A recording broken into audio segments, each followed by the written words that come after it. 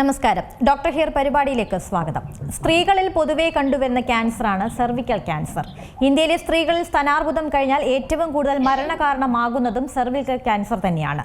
Human papilloma virus മൂലമാണ് ഇത് സാധാരണയായി ഉണ്ടാകുന്നത്. തുടക്കത്തിൽ തന്നെ ഇത് കണ്ടെത്തി ചികിത്സിച്ചാൽ ഭേദമാകുന്ന ക്യാൻസർ തന്നെയാണ്. ഇന്ന് ഈ വിഷയമാണ് നമ്മൾ ചർച്ച ചെയ്യുന്നത്. കാലിക്കറ്റ് ഹോസ്പിറ്റൽ ആൻഡ് നഴ്സിംഗ് ഹോമിലെ കൺസൾട്ടന്റ് ഗൈനക്കോളജിസ്റ്റ് ഡോക്ടർ നീതു അഖിലാണ് നമ്മുടെ അതിഥി. ഡോക്ടർ, സ്വാഗതം പരിപാടിയിലേക്ക്.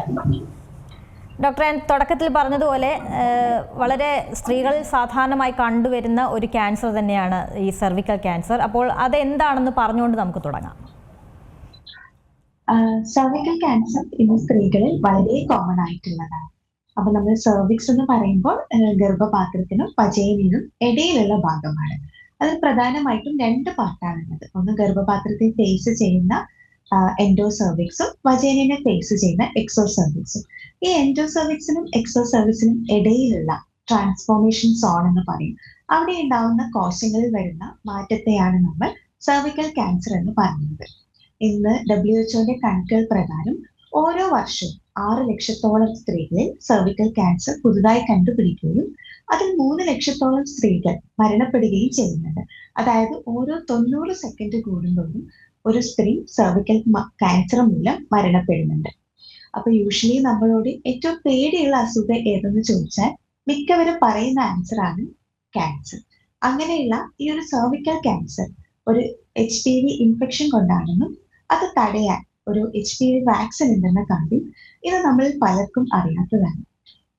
പ്രോപ്പർ അവയർനെസ്, ശരിയായ ടൈമിലുള്ള proper awareness, screening and HPV vaccination, ഇത് മൂന്നും ഉണ്ടെങ്കിൽ നമുക്ക് സെർവിക്കൽ ക്യാൻസർ എലിമിനേഷൻ സ്ട്രാറ്റജിയിലേക്ക് കൊണ്ടുവരാൻ പറ്റുന്ന ഒരു അസുഖമാണ്. ആക്ച്വലി ഈ 2002-2006 ഈ UK, കാനഡ, ഓസ്ട്രേലിയ പോലുള്ള രാജ്യങ്ങളിൽ ഓൾറെഡി HPV വാക്സിൻ അവരുടെ റൊട്ടീൻ ഇമ്മ്യൂണൈസേഷൻ ഷെഡ്യൂളിൽ ഇൻട്രൊഡ്യൂസ് ചെയ്തതാണ്. നമ്മൾ വേൾഡിലെ തന്നെ ക്യാൻസറിന്റെ ഡെത്ത് റേറ്റ്, സെർവിക്കൽ ക്യാൻസറിന്റെ ഡെത്ത് റേറ്റ് നോക്കുമ്പോൾ അതിന്റെ 1/5 ഇന്ത്യൻ പോപ്പുലേഷൻ എന്നാണ്. അതുകൊണ്ടാണ് കേന്ദ്ര സർക്കാർ HPV വാക്സിൻ ക്യാമ്പയിൻ ഫെബ്രുവരി 28 തൊട്ട് സ്റ്റാർട്ട് ചെയ്തത്. 9 തൊട്ട് 14 വയസ്സ് വരെയുള്ള എല്ലാ പെൺകുട്ടികളും നിർബന്ധിതമായും ഈ വാക്സിൻ എടുക്കേണ്ടതാണ്. ഇപ്പോൾ ഡോക്ടർ പറഞ്ഞതുപോലെ തന്നെ ഈ നമ്മൾ ഈ വിഷയം ഇന്നിപ്പോൾ എടുത്തിരിക്കുന്നതിൻ്റെ പ്രാധാന്യം അത് തന്നെയാണ്. ഈ 9 മുതൽ 14 വയസ്സ് വരെയുള്ള പെൺകുട്ടികൾക്ക് വാക്സിനേഷൻ ആരംഭിക്കുന്നുണ്ട്. അപ്പോൾ അതിൽ നിന്ന് തന്നെ മനസ്സിലാക്കാം അത് എത്രത്തോളം പ്രാധാന്യത്തോടെ വേണം ഈ ഒരു ക്യാൻസറിനെ നമ്മൾ നേടാൻ എന്നുള്ളത്. അപ്പോൾ എന്താണെന്നുള്ളത് ഡോക്ടർ വിശദീകരിച്ചു കഴിഞ്ഞു. ഇനി ഇത് എങ്ങനെയാണ് ഈ ക്യാൻസറിനെ തിരിച്ചറിയുന്നത്? എന്തൊക്കെ ലക്ഷണങ്ങളാണുള്ളത്?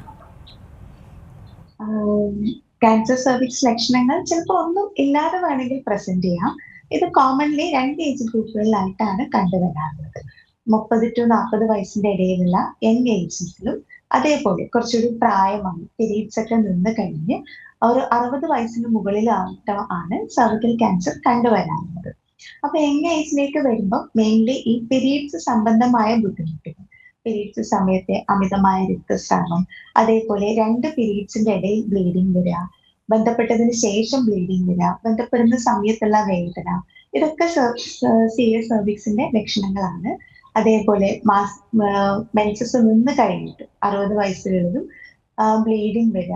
കുറച്ചുകൂടി അഡ്വാൻസ്ഡ് സ്റ്റേജിലേക്ക് നമ്മൾ എത്തുമ്പോൾ ഇടവിട്ട് മൂത്രം ഒഴിക്കുന്ന സമയത്ത് രക്തം പോവുക, അതേപോലെ അമിതമായ foul smelling, discharge, back pain, ഇതെല്ലാം സെർവിക്കൽ ക്യാൻസറിന്റെ രോഗലക്ഷണങ്ങളാണ്. നമുക്ക് ഒരു ഗ്രോത്ത് വന്നതിന് ശേഷമാണ് ഈ ലക്ഷണങ്ങളൊക്കെ യൂഷ്വലി കണ്ടുവരാറുള്ളത്. ഇപ്പോൾ ഡോക്ടർ ഇതിൻ്റെ കാരണങ്ങൾ പറഞ്ഞു. അപ്പോൾ അതുപോലെ തന്നെ HPV വൈറസ് ആണ് ഇതിൻ്റെ കാരണം എന്നൊക്കെ നമുക്ക് അറിയുന്നതാണ്. അപ്പോൾ എല്ലാവരിലും ഇത് തന്നെയാണോ കാരണം? അല്ലെങ്കിൽ ഇതെങ്ങനെയാണ് ഈ ക്യാൻസറിനെ കണ്ടെത്തുന്നത്? അതിൻ്റെ പരിശോധനകൾ എങ്ങനെയാണ്? HPV മെയിൻലി ഒരു 95% CS സെർവിക്സ് കോസ് ചെയ്യുന്നത് ഹ്യൂമൻ പാപ്പിലോമ വൈറസ് അഥവാ HPV ഇൻഫെക്ഷൻ എന്ന് പറയും. അതൊരു ഫാമിലി ഓഫ് വൈറസ് ആണ്. അതിലൊരു 150 ടൈപ്പ് ഓഫ് സ്ട്രെയിൻസ് ഉണ്ട്. അതിൽ HPV 60 and 18 ആണ് യൂഷ്വലി കോമൺലി ക്യാൻസർ കോസ് ചെയ്യുന്നത്. അത് ഈ female and male genital tract and respiratory mucosa അവിടെയാണ് കൂടുതലായിട്ടും ഇൻഫെക്ഷൻ ഉണ്ടാക്കാറ്. അതുകൊണ്ട് തന്നെ അത് കോസ് ചെയ്യുന്നത് ഈ female genital tract infection, penile cancers, nasopharyngeal cancers, ഇതൊക്കെ HPV കോസ് ചെയ്യുന്ന ക്യാൻസേഴ്സ് ആണ്. പിന്നെ ഈ ജീവിതത്തിൽ ഒരിക്കലെങ്കിലും HPV ഇൻഫെക്ഷൻ വരാത്ത സ്ത്രീകൾ ഉണ്ടാവില്ല. കാരണം ഇത് മാരീഡ് ആയ അല്ലെങ്കിൽ സെക്ഷൽ ആക്ടിവിറ്റി സ്റ്റാർട്ട് ചെയ്യുന്ന സ്ത്രീകളിൽ വളരെ കോമൺ ആയിട്ടുള്ള ഇൻഫെക്ഷനാണ്. ഈ ഇൻഫെക്ഷനിൽ ഒരു 80% നമ്മുടെ ബോഡി നാച്ചുറൽ ഇമ്മ്യൂണിറ്റി വഴി അതിനെ പ്രതിരോധിക്കുകയും ശരീരത്തിൽ നിന്ന് വൈറസിനെ ക്ലിയർ ചെയ്യുകയും ചെയ്യും. പക്ഷെ ഒരു 10% ആൾക്കാർ ഈ ഹൈ റിസ്ക് പെർസിസ്റ്റന്റ് ആയിട്ടുള്ള HPV ഇൻഫെക്ഷൻ അത് രോഗം ക്ലിയർ ചെയ്യാതെ വരുമ്പോൾ അതിൻ്റെതായ മാറ്റങ്ങൾ കോശങ്ങളിൽ വരികയും ഒരു 10 to 15 ഇയേഴ്സ് എടുത്തിട്ട് അത് ക്യാൻസറിലോട്ട് മാറുകയാണ് ചെയ്യുന്നത്. അപ്പൊ ഈ പ്രീ ക്യാൻസർ സ്റ്റേജിൽ നിന്നും ക്യാൻസർ സ്റ്റേജിലോട്ട് എത്താൻ നമുക്കൊരു ലോങ് ഗ്യാപ്പ് ഉണ്ട് എന്നതാണ് HPV ഇൻഫെക്ഷന്റെ ഒരു പ്രത്യേകത. ഒരു 10 to 15 ഇയേഴ്സ് എടുത്തിട്ടാണ് അത് ക്യാൻസറിലോട്ട് മാറുന്നത്. അപ്പം അതേപോലെ നമ്മൾ ഇതിൽ ഓർക്കേണ്ട കാര്യം, ഇത് ലൈംഗിക ബന്ധത്തിലൂടെ വരുന്ന ഒരു ഇൻഫെക്ഷനാണ് HPV. അതുകൊണ്ട് ഈ മൾട്ടിപ്പിൾ സെക്ഷൽ പാർട്ട്നേഴ്സ് ഉള്ളവരിൽ, ഈ സെയിം സെക്ഷൽ പ്രാക്ടീസ് എടുക്കാത്തവരിലാണ് കൂടുതലായിട്ടും HPV ഇൻഫെക്ഷൻ കാണുന്നത്. അതേപോലെ ശരീരത്തിന്റെ പ്രതിരോധ ശക്തി കുറയുന്ന കണ്ടീഷൻസ്, അമിതമായ പുകവലി, HIV ഇൻഫെക്ഷൻസ് ഒക്കെ ഈ HPV ഇൻഫെക്ഷന്റെ ഇൻസിഡൻസ് കൂട്ടുകയും അതുവഴി ക്യാൻസറിലോട്ട് എത്തുകയാണ് ചെയ്യുന്നത്. ഇപ്പോൾ ഡോക്ടർ സൂചിപ്പിച്ചതുപോലെ ഈ സ്ത്രീകളെ സംബന്ധിച്ച് നമുക്കറിയാം, കൃത്യമായ രീതിയിലൊരു പരിശോധനകളൊക്കെ നടത്തുക എന്ന് പറഞ്ഞാൽ ഒരുപക്ഷെ അതുണ്ടാകാൻ വളരെ സാധ്യത കുറവാണ്. പക്ഷേ ഈ പറഞ്ഞ പോലെ ഒരു ഏജ് ആവുമ്പോൾ കൃത്യമായി തന്നെ അതിൻ്റെ പരിശോധനകൾ നടത്തണം എന്നൊക്കെയാണ് കേട്ടിട്ടുള്ളത്. അത് എത്രത്തോളം നടപ്പാകും എന്നുള്ള കാര്യം നമുക്ക് അറിയുന്നതാണ്. എപ്പോഴൊക്കെയാണ് ഈ പരിശോധന തുടങ്ങേണ്ടത്, അല്ലെങ്കിൽ ഏത് പ്രായം മുതലാണ് ഇതിൻ്റെയൊക്കെ ഒരു പരിശോധന കണ്ടിന്യൂസ് ആയിട്ട് തന്നെ നമ്മൾ നടത്തേണ്ടത്? നമുക്ക് സർവിക്കൽ ക്യാൻസറിന്റെ ലക്ഷണങ്ങൾ കണ്ടു തുടങ്ങുമ്പോഴേക്കും സർവിക്കൽ ഗ്രോത്ത് സ്റ്റാർട്ട് ചെയ്തു. ഞാൻ പറഞ്ഞത് ആ ഒരു ലക്ഷണങ്ങൾ കണ്ടെത്തുന്നതിന് മുൻപേ എല്ലാ സ്ത്രീകളും ടെസ്റ്റ് ചെയ്യണം. അതിനുള്ള സ്ക്രീനിങ് ടെസ്റ്റുകൾ ഇന്ന് എല്ലാ ഹോസ്പിറ്റൽസിലും അവൈലബിൾ ആണ്. ഒരു ഫംഗേറ്റിംഗ് ഗ്രോത്ത് ആയി നമ്മൾ കാണുന്നതിന്റെ ഒരു 10 വർഷം മുന്നേ തന്നെ ഈ കോശങ്ങളിലുള്ള ചേഞ്ചസ് നമുക്ക് സ്ക്രീനിങ് ടെസ്റ്റിലൂടെ, പാപ്സ്മിയർ ടെസ്റ്റിലൂടെ കണ്ടെത്താൻ പറ്റും. പാപ്സ്മിയർ ടെസ്റ്റ് ഇന്ന് സിമ്പിൾ, ഈസിലി അവൈലബിൾ ആയിട്ടുള്ള ഒരു ടെസ്റ്റാണ്. അത് ഗർഭാശയ മുഖത്തെ കോശങ്ങൾ ഒരു IS പാച്ചിലയുടെ സഹായത്തോടുകൂടി ആ കോശങ്ങൾ എടുത്ത് പത്തോളജി പരിശോധനയ്ക്ക് അയക്കുകയാണ് ചെയ്യാറ്. ഒരു ഉള്ളു നോക്കുന്നതിന്റെ അത്രയും ഡിസ്കംഫർട്ട് മാത്രമേ ഉണ്ടാവുള്ളൂ. പക്ഷെ പൊതുവെ സ്ത്രീകളിൽ ഈ ടെസ്റ്റിനോട് ഒരു മടിയുണ്ട്. അത് പെയിൻഫുൾ ആണോ എന്നുള്ളൊരു തോട്ട് കൊണ്ടാണ്. പാപ്സ്മിയർ ടെസ്റ്റ് ചെയ്യേണ്ട പ്രായം നമ്മൾ 21-ാം വയസ്സ് അല്ലെങ്കിൽ സെക്ഷൽ ആക്ടിവിറ്റി സ്റ്റാർട്ട് ചെയ്യുന്ന സമയം തൊട്ട് നമുക്ക് പാപ്സ്മിയർ ടെസ്റ്റ് സ്റ്റാർട്ട് ചെയ്യാം. അത് എവരി 3 ഇയർ കൂടുമ്പോൾ നമ്മൾ പാപ്സ്മിയർ ടെസ്റ്റ് ചെയ്യണം. ഈ ടെസ്റ്റുകളൊക്കെ നോർമൽ ആണെങ്കിൽ 65 വയസ്സ് വരെ ടെസ്റ്റ് കണ്ടിന്യൂ ചെയ്യാം. 65 വയസ്സിന് ശേഷം ടെസ്റ്റ് ചെയ്യേണ്ട ആവശ്യകതയില്ല. പാപ്സ്മിയർ ടെസ്റ്റിന്റെ അവൈലബിലിറ്റി ആൻഡ് അക്സസിബിലിറ്റി, അതേപോലെ ഒരു ഫിനാൻഷ്യൽ ആസ്പെക്ട്സ്, നമ്മൾ സെർവിക്കൽ ക്യാൻസർ വന്നതിന് ശേഷമുള്ള ഈ ഫിസിക്കൽ, മെന്റൽ ആൻഡ് ഫിനാൻഷ്യൽ ബർഡനെ കമ്പയർ ചെയ്യുമ്പോൾ ഒന്നുമല്ല. ഒരു 1000, മാക്സിമം ഒരു 1000 റുപ്പീസിനുള്ളിൽ നമുക്ക് എല്ലാ ഹോസ്പിറ്റലിലും ഗൈനക്കോളജിസ്റ്റിന് ചെയ്യാൻ പറ്റുന്ന ഒരു ടെസ്റ്റാണ് പാപ്സ്മിയർ. പിന്നെ ഉള്ളത് HPV DNA ടെസ്റ്റാണ്. അത് നമുക്ക് സ്പെസിഫിക് ആയിട്ട് ഏത് ടൈപ്പ് HPV ഇൻഫെക്ഷൻ ആണ് വന്നത് എന്നറിയാൻ വേണ്ടി നമ്മൾ ഇതേപോലെ ലിക്വിഡ് ബേസ്ഡ് സൈറ്റോളജി എന്ന് പറഞ്ഞു ഈ ഗർഭാശയ മുഖത്തെ കോശങ്ങൾ എടുത്ത് പരിശോധനയ്ക്ക് അയക്കുന്നതാണ്. പക്ഷെ HPV DNA ടെസ്റ്റ് കുറച്ച് കോസ്റ്റ്ലി ആണ്. അതുകൊണ്ട് തന്നെ എല്ലാവർക്കും അത് അഫോർഡ് ചെയ്യാൻ പറ്റണമെന്നില്ല. ഒരു യൂണിവേഴ്സലി റെക്കമെൻഡഡ് സ്ക്രീനിങ് ടെസ്റ്റ് അല്ല. പാപ്സ്മിയർ ആണ് നമ്മൾ സെർവിക്കൽ ക്യാൻസർ സ്ക്രീനിങ്ങിന് വേണ്ടി യൂസ് ചെയ്യുന്നത്. അപ്പം എല്ലാ സ്ത്രീകളും നിർബന്ധിതമായി പാപ്സ്മിയർ ടെസ്റ്റ് എടുക്കേണ്ടതാണ്. ഈ ഇന്ത്യൻ വെസ്റ്റേൺ കൺട്രീസിലൊക്കെ 21 വയസ്സാവുന്ന തൊട്ട് എവരി 3 ഇയറിൽ എല്ലാ വുമൻസും പാപ്സ്മിയർ ടെസ്റ്റ് ചെയ്യുന്നുണ്ട്. ഇപ്പോൾ ഡോക്ടർ, നമ്മൾ തുടക്കത്തിൽ പറഞ്ഞ പോലെ 14 വയസ്സ് വരെയുള്ള പെൺകുട്ടികൾക്കാണല്ലോ ഇപ്പോൾ വാക്സിനേഷൻ തുടങ്ങുന്നത്. അതെന്തുകൊണ്ടാണ് ആ ഒരു പ്രായത്തിൽ വാക്സിനേഷൻ നൽകുന്നതിന്റെ പ്രാധാന്യം? ഞാൻ മുന്നേ പറഞ്ഞതുപോലെ തന്നെ ഈ HPV ഇൻഫെക്ഷൻ നമ്മൾ മാരീഡ് ആയ അല്ലെങ്കിൽ സെക്ഷൽ ആക്ടിവിറ്റി സ്റ്റാർട്ട് ചെയ്യുന്ന ഒരു സമയത്താണ് HPV ഇൻഫെക്ഷൻ വരുന്നത്. അപ്പം HPV വാക്സിൻ നമ്മൾ കൊടുക്കുമ്പോൾ അതിനെതിരായിട്ടുള്ള ആന്റിബോഡി, HPV ഇൻഫെക്ഷനുള്ള ആന്റിബോഡി നമ്മുടെ ശരീരത്തിൽ പ്രൊഡ്യൂസ് ചെയ്യുന്നുണ്ട്. അപ്പൊ വൺസ് നമുക്ക് ഇൻഫെക്ഷൻ വരുമ്പോൾ അത് എഫക്റ്റീവായിട്ട് അതിനെ പ്രതിരോധിക്കാൻ നമ്മുടെ ബോഡിക്ക് കഴിയും. അതിനുള്ളൊരു ഐഡിയൽ ഏജ് ഒരു 9 to 14 ഇയേഴ്സ് ആണ്. നമ്മളെ ഏജ് കൂടുന്നതിനനുസരിച്ച് നമ്മളെ പ്രതിരോധ ശക്തിയും ഫെയ്ഡ് കുറയും. അപ്പൊ 9 to 14 ഇയേഴ്സ് നമ്മൾ വാക്സിൻ കൊടുക്കുകയാണെങ്കിൽ വൺസ് സെക്ഷൽ ആക്ടിവിറ്റി സ്റ്റാർട്ട് ചെയ്യുന്ന സമയത്ത് നമ്മുടെ ബോഡി അതിനുള്ള ആന്റിബോഡി പ്രൊഡ്യൂസ് ചെയ്യും. അതിനെ പ്രതിരോധിക്കാനുള്ള ഒരു സ്റ്റേറ്റിലേക്ക് എത്തുകയും ചെയ്യുന്നുണ്ട്. അതുകൊണ്ട് നമുക്ക് മാക്സിമം ഒരു 18 വയസ്സ് വരെ കൊടുക്കാൻ പറ്റും. ഐഡിയലി നമ്മൾ പറയുന്നത് 9 to 14 years ആണ്. ഇനി നമുക്ക് വാക്സിനുകളെ കുറിച്ചൊന്ന് സംസാരിക്കാം. അതൊന്ന് വിശദീകരിക്കാമോ? എത്ര ഡോസ് എപ്പോഴൊക്കെ നൽകണം? HPV ഈ സിറം ഇൻസ്റ്റിറ്റ്യൂട്ട് ഓഫ് ഇന്ത്യ ആണ് ഇന്ന് HPV വാക്സിൻ പ്രൊഡ്യൂസ് ചെയ്യുന്നത്. പണ്ട് അതൊരു 3000 2000 ആ ഒരു റേഞ്ചിലായിരുന്നു അതുണ്ടായിരുന്നത്. ഇന്നത് ഗവൺമെന്റ് എല്ലാവർക്കും സൗജന്യമായി നൽകാണ്. മെയിൻലി 3 ടൈപ്പാണുള്ളത്. ക്വാഡ്രിവാലന്റ് ആൻഡ് ബൈവാലന്റ്, നാനോവാലന്റ് എന്ന് പറയും. അത് ഇന്നിപ്പോ അവൈലബിൾ ആയിട്ടുള്ളത് ഗവൺമെന്റ് സർവാരിസ് വാക്സിനാണ് കൊടുക്കുന്നത്. അതേപോലെ സ്ട്രെയിനിന്റെ HPV 16 18 ആണ് ഇതിൽ കവർ ചെയ്യുന്നത്. അത് കൂടുതൽ സ്ട്രെയിൻ കൂടുന്നതിനനുസരിച്ച് അതിന് ക്വാഡ്രിവാലന്റ്, നാനോവാലന്റ് എന്നിങ്ങനെ പലതായി കാറ്റഗറൈസ് ചെയ്തിട്ടുണ്ട്.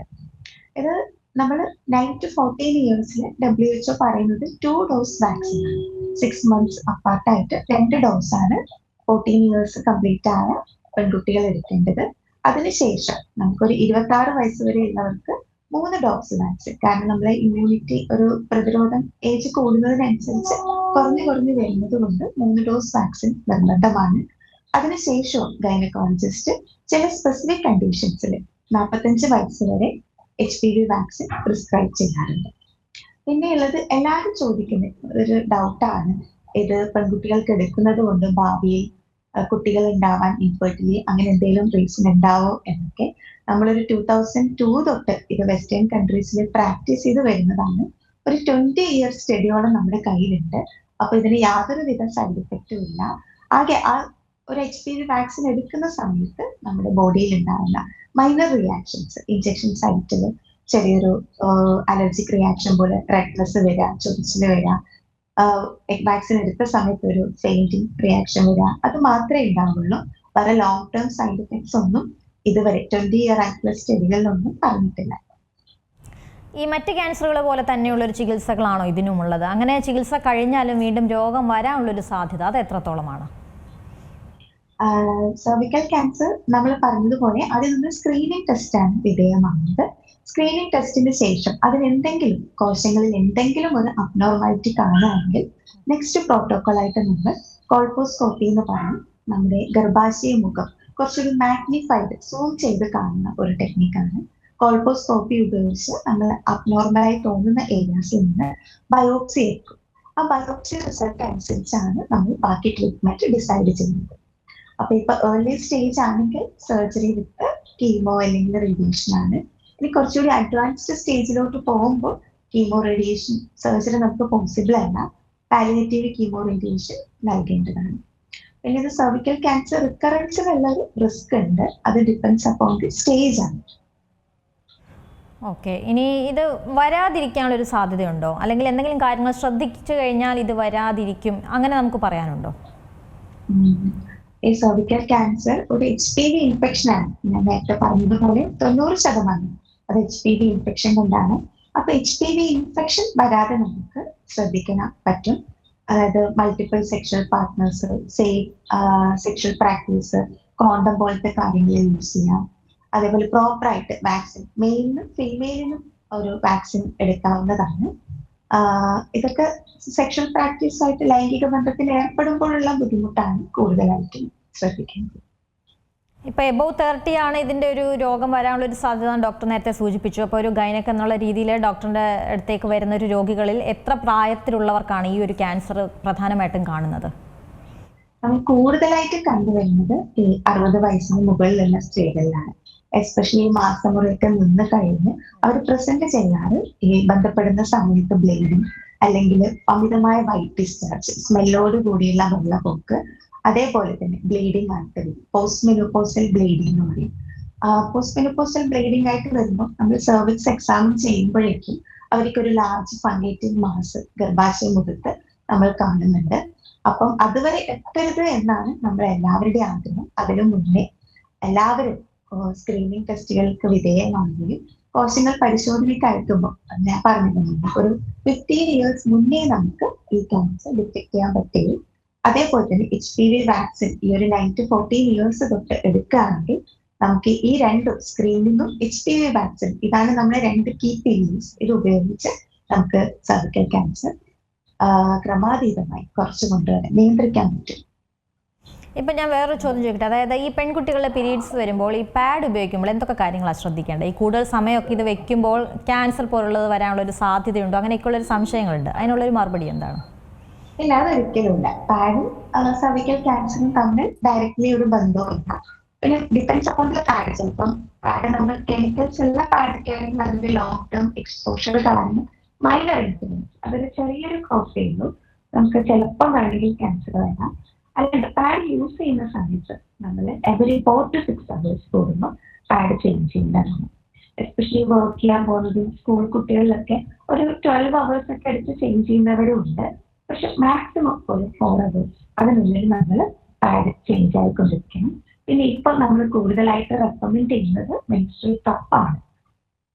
അത് ഈ പാഡ് കൊണ്ട് ഉണ്ടാക്കുന്ന ബുദ്ധിമുട്ട്, ഈ പാഡ് നമ്മൾ ഹൈജീനിക്ക് ചിലപ്പം വെക്കുന്ന രീതി, തുണികളൊക്കെ യൂസ് ചെയ്യുന്നത് ഇന്നുണ്ട്, അതൊക്കെ ഇൻഫെക്ഷൻ എല്ലാം സാധ്യത കൂട്ടുന്നത് കൊണ്ട് മെൻസ്ട്രൽ കപ്പാണ് നമ്മൾ റെക്കമെൻഡ് ചെയ്യുന്നത്.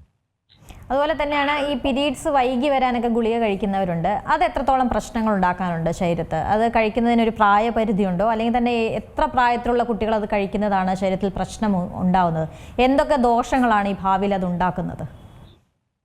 പീരീഡ്സ് നിർത്തിവെക്കാൻ വേണ്ടി നമ്മൾ കൊടുക്കുന്നത് ഹോർമോൺ ടാബ്ലറ്റ് ആണ്. അപ്പം പ്രായപരിധി ചോദിക്കുകയാണെങ്കിൽ നമ്മൾ മെനാക്കി ആദ്യമായി പീരീഡ്സ് അറ്റൻഡ് ചെയ്തതിന് ശേഷം മാത്രമേ ആ ടാബ്ലറ്റ്സ് സ്റ്റാർട്ട് ചെയ്യാൻ പറ്റുള്ളൂ.